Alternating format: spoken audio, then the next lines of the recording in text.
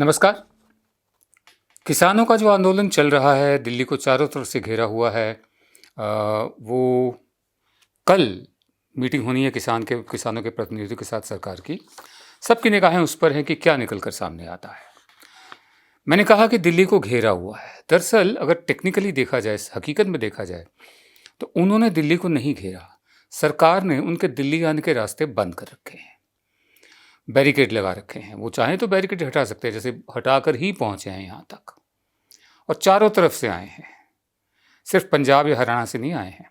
पंजाब, हरियाणा, उत्तराखंड, उत्तर प्रदेश, राजस्थान, मध्य प्रदेश, महाराष्ट्र, वो केरल तक से आए हैं लोग, गुजरात, और ये सब आकर जितने भी बॉर्डर्स हैं दिल्ली के, वहाँ पर आकर बैठे हुए हैं। क्यों?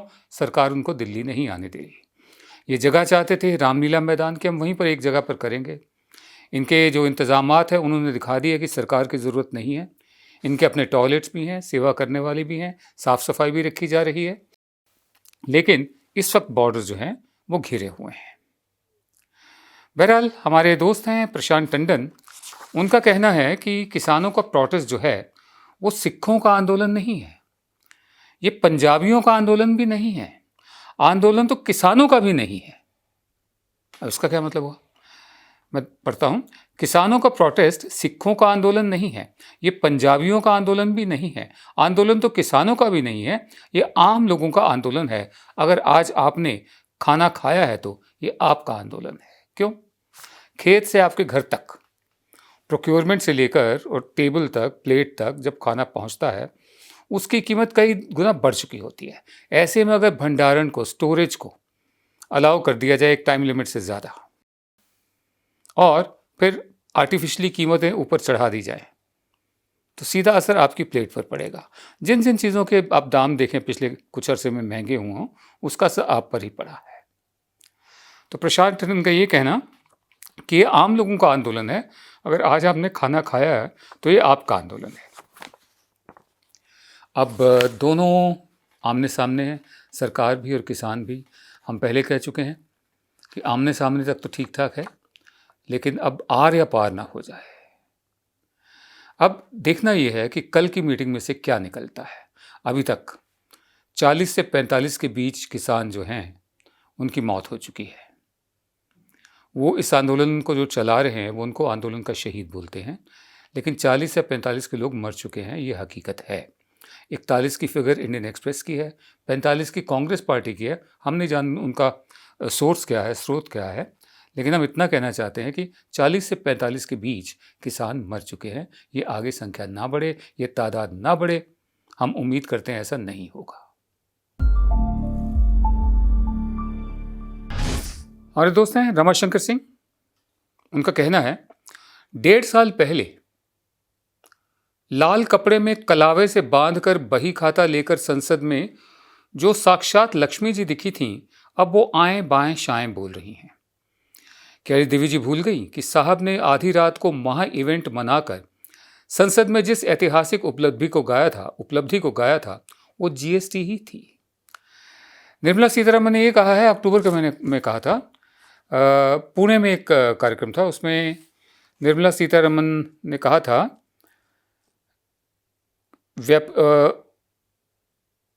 इन्होंने कहा कि व्यापारियों, कारोबारियों, सीए और अन्य से बात करते हुए कहा इन्होंने कि ये कर कानून, जो जीएसटी है, टैक्स का कानून, लोगों की अपेक्षाओं पर पहले दिन से खरा नहीं उतरा है।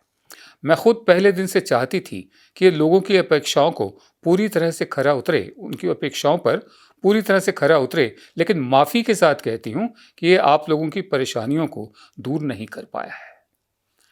मुझे लगता है कि नाकामी के लिए ये पहली और इकलौती माफ़ी है अब तक इस सरकार की। हालांकि नाकामियों की लिस्ट बहुत लंबी है, अगर नोटबंदी से हम शुरू करें तो। जीएसटी का जिक्र मैं कर ही रहा हूँ इस वक्त। किसान आंदोलन और साथ में चल रहा है। बहरहाल देखते हैं कि जीएसटी को लेकर क्या होता है। वैसे आपको याद दिला दें कि जैसे 14 अगस्त की रात 12 बजे और 15 अगस्त को पार्लियामेंट का स्पेशल सेशन हुआ था, सन 47 की बात है। तब पंडित नेहरू ने एक बहुत मशहूर स्पीच दी थी, जिसे स्कूलों में भी पढ़ाया जाता था, ट्रिस्ट विद डेस्टिनी। आपको याद होगा, when the whole world sleeps, वहाँ पर गलती कर गए Pandit Nehru. Whole world sleeps नहीं था, यहाँ पर रात या आधी रात थी, दूसरी तरफ पश्चिम में दिन था, तो होल वर्ल्ड स्लीप्स नहीं था, एंटायर वर्ल्ड स्लीप्स है जो भी था। बहरहाल ट्विस्ट विद डेस्टिनी एक ऐतिहासिक भाषण बनकर रह गया और ऑल नाइट सेशन था वो।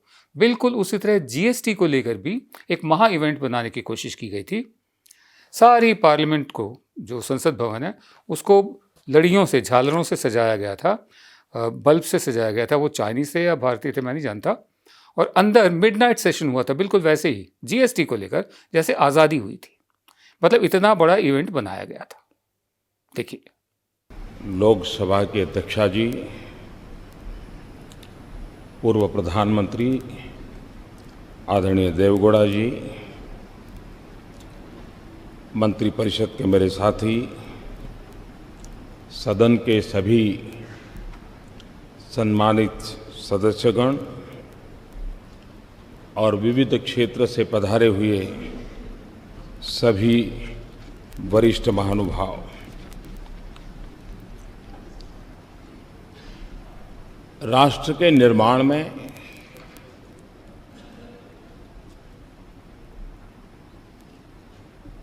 कुछ ऐसे पल आते हैं जिस पल पर हम किसी नए मोड़ पर जाते हैं, नए मुकाम की ओर पहुंचने का प्रयास करते हैं।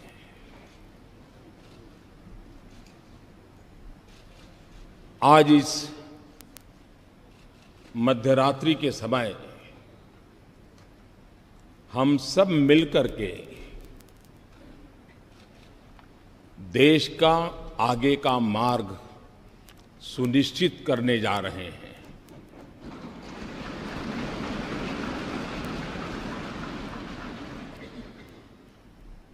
कुछ देर बाद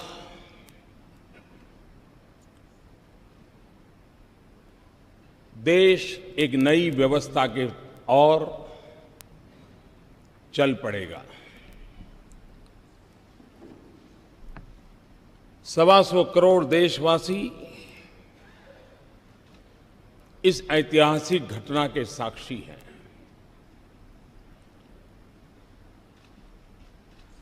जीएसटी की ये प्रक्रिया, ये सिर्फ अर्थव्यवस्था के दायरे तक सीमित है ऐसा मैं नहीं मानता। पिछले कई वर्षों से अलग अलग महानुभावों के मार्गदर्शन में, नेतृत्व में, अलग अलग टीमों के द्वारा जो प्रक्रियाएं चली हैं, वो एक प्रकार से भारत के लोकतंत्र की, भारत के संघीय ढांचे की, कोऑपरेटिव फेडरलिज्म के हमारे कंसेप्ट की एक बहुत बड़ी मिसाल के रूप में आज ये अवसर हमारा आया है। अब निर्मला सीतारमण माफ़ी मांग रही है कि जीएसटी कामयाब नहीं हुआ। हम उम्मीद कर रहे हैं कि नोटबंदी, लॉकडाउन, जीएसटी की तो हो गया, उसके अलावा किसान आंदोलन, जितनी भी नाकामियां हैं उनको लेकर और भी माफियां सामने आनी चाहिए, खेद नहीं। रोज की तरह शो का समापन एक कविता से। आज की कविता है जनाब नज़ीर अकबराबादी की। इन्होंने होली पर भी कविता लिखी हैं, बहुत जो जीवन शैली हमारे हिंदुस्तान की उसको लेकर बहुत सी कविताएं लिखी हैं।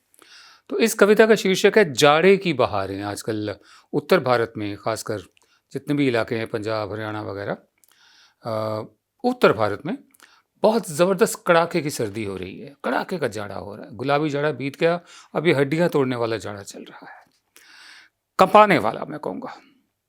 तो नज़ीर अकबराबादी साहब कहते हैं, जाड़े की बहारें, जब माह अगन का ढलता हो तब देख बहारें जाड़े की। जब माह अगन का ढलता हो तब देख बहारें जाड़े की, और हंस हंस पूस संभलता हो। देसी पंचांग के हिसाब से पूस का महीना है। और हंस हंस पूस संभलता हो तब देख बहारें जाड़े की। दिन जल्दी जल्दी चलता हो तब देख बहारें जाड़े की। पाला भी बर्फ पिघलता हो तब देख बहारें जाड़े की। चिल्ला खम ठोक उछलता हो तब देख बहारें जाड़े की। दिल ठोकर मार पछाड़ा हो और दिल से होती हो कुश्ती सी, थर थर का जोर अखाड़ा हो और बजती हो सबकी बत्ती सी, हो शोर फफू हु का और धूम हो सी की, कल्ले पर कल्ला लग लग कर चलती हो मुंह में चक्की सी, दांत किटकिटाना, हर दांत चने से दलता हो तब देख बहारे जाड़े की, हर एक मकान में सर्दी ने आ बांध दिया हो ये चक्कर, हर एक मकान में सर्दी ने आ बांध दिया हो ये चक्कर, जो हरदम कंप कंप होती हो हर आन कड़ाकड़ और थर थर, बैठी हो सर्दी रग रग में और बर्फ पिघलता हो पत्थर, झड़ बांध महावट पड़ती है और तिस पर लहरें ले लेकर सन्नाटा बाव का चलता हो तब देख बहारे जाड़े की, हो फर्श बिछा गालीचों का,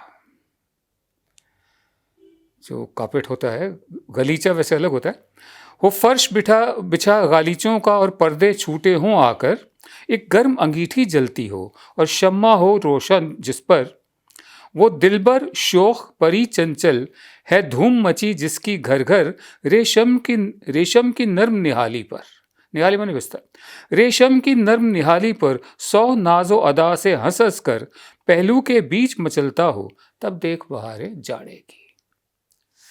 आखिर में कहते हैं, काफ़ी लंबी कविता में आखिर में कहते हैं, हर एक मकां हो खिलवत का, खिलवत माने एकांत, अकेला नहीं, सॉलिट्यूड, हर एक मकां हो खिलवत का और ऐश की सब तैयारी हो, वाह, हर एक मकां हो खिलवत का और ऐश की सब तैयारी हो, वो जान कि जिससे जी खुश हो 100 नाज से आ झनकारी हो, वो जान कि जिससे जी खुश हो 100 नाज से आ झनकारी हो, दिल देख नज़ीर उसकी छवि को, दिल देख नज़ीर उसकी छब को हर आन अदा पर वारी हो, सब ऐश मुहैया हो आकर जिस अरमा की बारी हो, वाह, हर ऐश मुहैया हो आकर जिस अरमा की बारी हो, जब सब अरमान निकलता हो तब देख बहारे जाड़े की। हमारे यहाँ तो हर मौसम को मनाया जाता है, उसको लेकर कविताएं हैं, उसको लेकर खाने हैं, लेकिन हमारे जो टेलीविज़न चैनल्स हैं, सर्दी का सितम और फिर गर्मी का कहर, हाँ, और बरसात का पता नहीं जाने क्या क्या, बरसात के गाने अलग हैं, खाने अलग हैं, गर्मी के अलग हैं, गाने खाने, हर मौसम को सेलिब्रेट किया जाता है उत्सव की तरह, ये नहीं कि उस पर हाय तौबा मचा दी जाए। बहरहाल ये जाड़े का मौसम है, दिल्ली में बहुत जाड़ा है, पूरे उत्तर भारत में, सोचा आपको ये कविता सुना दे। नमस्कार। जब हमने HW न्यूज नेटवर्क की नींव डाली थी, तब हमने ये ठाना था कि न्यूज और इंफॉर्मेशन ये लोगों तक फ्री पहुंचनी चाहिए, मुफ्त पहुंचनी चाहिए, और हम आज भी ये वचन पर कायम हैं। पर जैसे आपको मालूम है, न्यूज चैनल चलाने के लिए पैसों की जरूरत है, तो हमको सबको न्यूज फ्री पहुंचाने के लिए कुछ मेंबर्स और कुछ सपोर्टर्स की जरूरत है। जी हाँ, मेरी आप सबसे गुजारिश कि आप सब HW न्यूज हिंदी की मेंबरशिप को ग्रहण करें। ये सदस्यता स्वैच्छिक है, यानी कि आप अपनी मर्जी के मुताबिक इसे ग्रहण कर सकते हैं, क्योंकि अगर आप इसे ग्रहण नहीं भी करते तब भी आपको HW न्यूज हिंदी के तमाम कार्यक्रम मिलते रहेंगे। मगर अगर आप चाहते हैं कि आजाद न्यूज जो है वो मजबूत हो, अगर आप चाहते हैं कि वो न्यूज जो सत्ता से सवाल पूछती है वो मजबूत हो, तो जरूर बने HW न्यूज हिंदी के सदस्य। जो लोग हमारे 89 रुपए प्रति महीने वाले कार्यक्रम से जुड़ेंगे, उनके लिए HW न्यूज का बैच विश मिलेगा। साथ ही साथ उन लोगों को हमारे एक्सक्लूसिव पोल्स में भी शामिल होने का मौका मिलेगा। इसके अलावा हमारा जो दूसरा मेंबरशिप कार्यक्रम है वो 199 रुपीस प्रति महीने का है, यानी कि 199 रुपए प्रति महीने। और इस प्रोग्राम में हमारे जो मेंबर्स हैं उन्हें 99 रुपए के प्रोग्राम वाले सभी चीजें तो मिलेंगी। इसके अलावा बिजनेस से जुड़ी हुई बातें भी हम करेंगे। हमारे एक्सपर्ट अखिलेश भार्गव से आप बिजनेस से जुड़े हुए अपने सवाल भी पूछ सकते हैं। हम उम्मीद करेंगे कि आप इस निष्पक्ष पत्रकारिता की राह में हमें पूरी तरह से योगदान देंगे।